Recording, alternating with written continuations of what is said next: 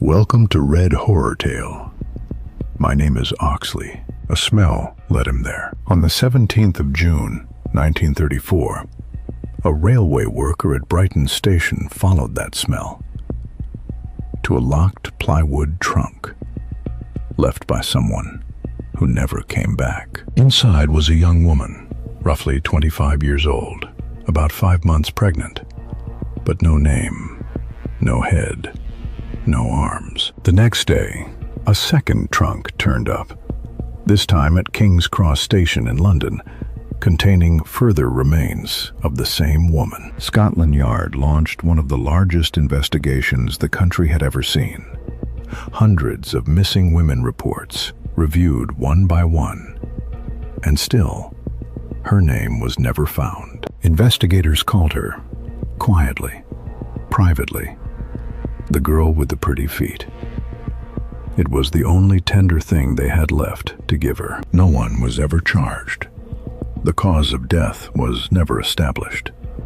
And nearly a century later, she is still no one. Welcome.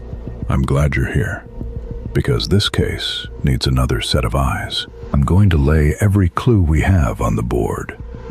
The timeline, the evidence, the questions that still don't have answers. And by the end, I want you to weigh it all and decide for yourself what you think happened in the summer of 1934. Chapter 1. The Smell on Platform 1. Brighton Railway Station, the 17th of June, 1934. Something in the left luggage office had begun to smell. Not a clean smell, not something ordinary. He followed it, and it led him to the trunk. When he opened it, he stopped cold. Inside were the remains of a young woman. Pathologist Sir Bernard Spilsbury would later determine she was roughly 25 years old. She was about 5 feet 2. She was approximately 5 months pregnant. Her head and arms were never found. Without them, cause of death could not be established. Not with certainty. Think about what we know so far. A young woman, a plywood trunk, an anonymous left luggage office. Someone put her there. Someone walked away. What does that tell you about how carefully this was planned? Scotland Yard would search. Hundreds of names would be checked. And still, no answer to the only question that mattered. Who was she? Let's open the board. The location, Brighton Railway Station, England. And unknown. The victim, unidentified. Chapter 2. A woman with no name. The trunk had been opened. Now came the harder work. Sir Bernard Spilsbury, Britain's foremost pathologist, was called to examine what had been found. His task was to build a person from what remained. He established she was a woman, approximately 25 years old, roughly 5 feet 2 inches tall, and 5 months pregnant. Her head and arms were never found, and without them, cause of death could not be established. Already the most basic question, who was she, had no answer. No name, no face, no record anyone came forward to claim. But Spilsbury noted one detail, quiet, almost incidental, in his examination. Her feet were unusually well kept, carefully tended, in a way that stood apart. Think about that detail for a moment. What does it tell you about who she might have been and the life she was living? It was the only clue that would ever give her anything close to a name. And it is the thread we must follow. On the board so far, unknown. The victim, unidentified. Now we pin up, unknown. The killer, never identified. Chapter 3. The trunk across London.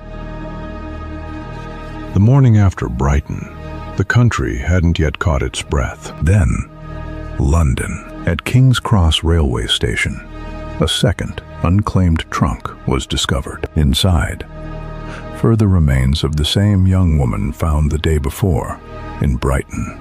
One victim split across two trunks in two cities. Think about what that means. Someone traveled between Brighton and London, deliberately, carefully, without drawing notice. They checked a trunk into left luggage and simply walked away. This was not panic, not impulse. Whoever did this had thought it through, more than once, across more than one journey. Add that to your case board and ask yourself what kind of person plans this carefully and what they were hiding. On the board so far, unknown, the killer, never identified. Now we pin up Sir Bernard Spilsbury, the pathologist.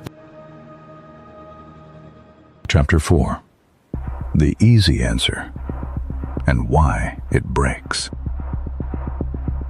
At first, the reasoning felt almost elegant. Someone had deposited that trunk at Brighton Station. Scotland Yard believed they knew how left luggage worked.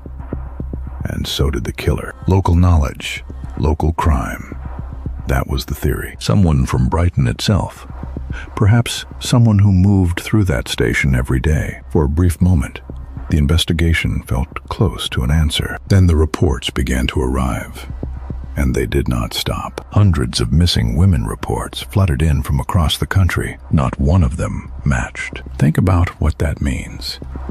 Consider it with me for a moment. If no one reported her missing, she may have had no one looking for her at all. And if that is true, the idea of a local perpetrator, someone who knew her, someone tied to Brighton, begins to crack. Because who exactly was she? And where had she come from before that trunk was ever closed? On the board so far, Sir Bernard Spilsbury, the pathologist. Now we pin up 17 June 1934. Trunk found at Brighton Station. Chapter 5. Hundreds of missing women. Scotland Yard cast the net wide. Hundreds of missing women reports came in from across the country. Officers worked through them one by one. Every name was checked against what little they knew. A woman, roughly 25 years old, 5 feet, 2 inches tall, 5 months pregnant. Report after report. None of them matched. The net came back empty. Think about what that means.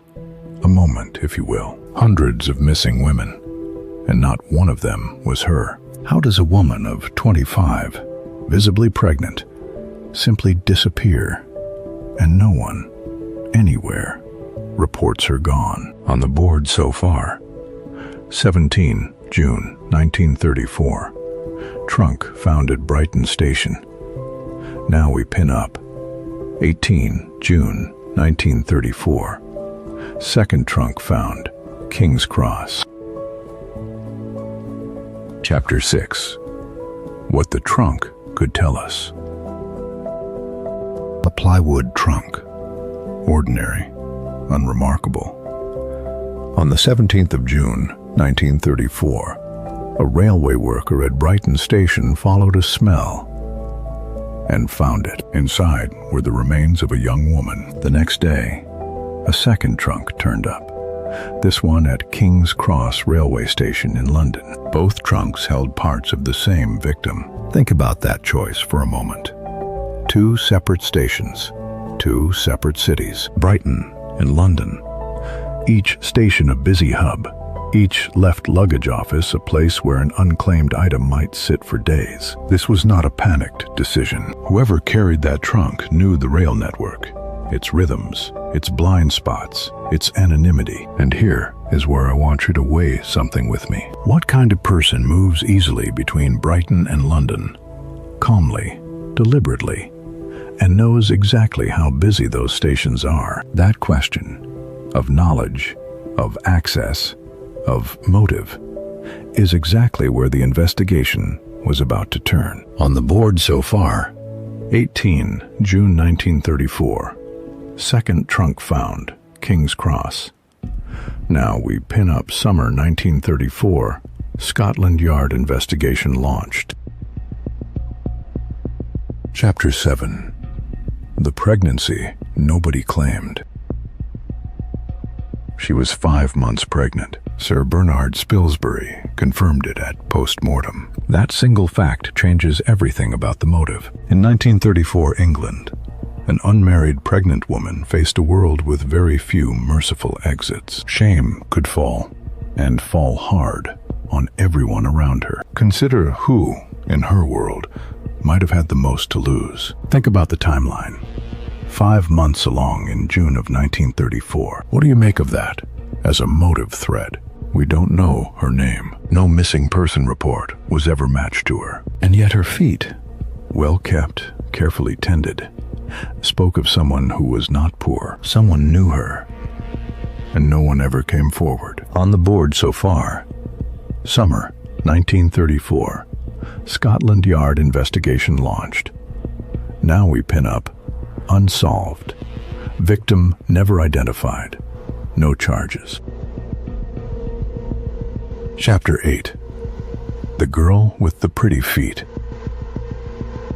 Scotland Yard had almost nothing. No name, no face, no arms. But she had her feet, and they were, by all accounts, remarkably well kept. What followed was a decision that tells you everything about their desperation. They named her, not for who she was, but for the one detail that had survived. The girl with the pretty feet. That name did not come from a journalist.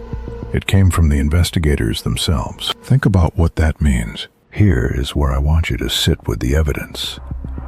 What does it tell you about who she was, and who could have known to hide her so completely? Nearly a century of forensic science has followed, and still, she has no name. The case board is complete now. Every thread laid out, every gap made plain, and somewhere beneath all of it, one question refuses to leave.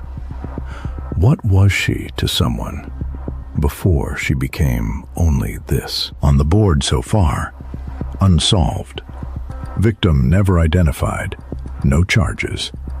Now we pin up a key clue. Plywood trunk, Brighton. Chapter 9. What we cannot know. This chapter is about what we do not know. The cause of death was never established. Sir Bernard Spilsbury examined what remained, and he could not say how she died. Her head and arms were never found. Without them, the question of how she died stays open permanently. Scotland Yard reviewed hundreds of missing women reports. Not one of them was her. She had no name then, and she has no name now. Think about what that means for a moment. No name, no cause of death, no suspect. Each unknown sits on the board as its own kind of evidence. What do you make of that? 3 gaps, each one clean, each one total. Is it possible that someone planned for precisely this? That the not knowing was the point? On the board so far, a key clue.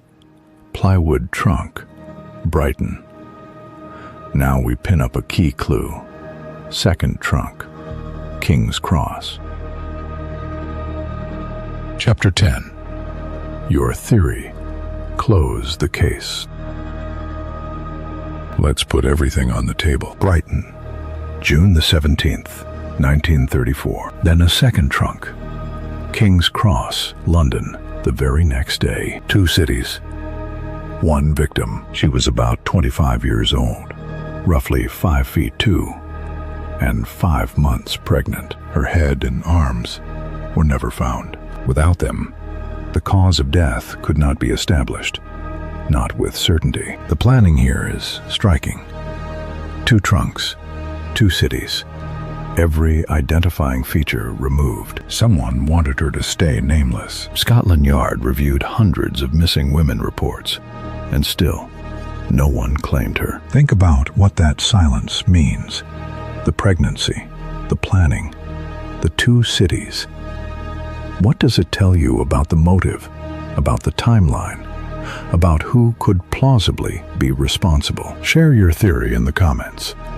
Because 90 years on, somewhere, someone may still know who she was. On the board so far, a key clue, second trunk, King's Cross.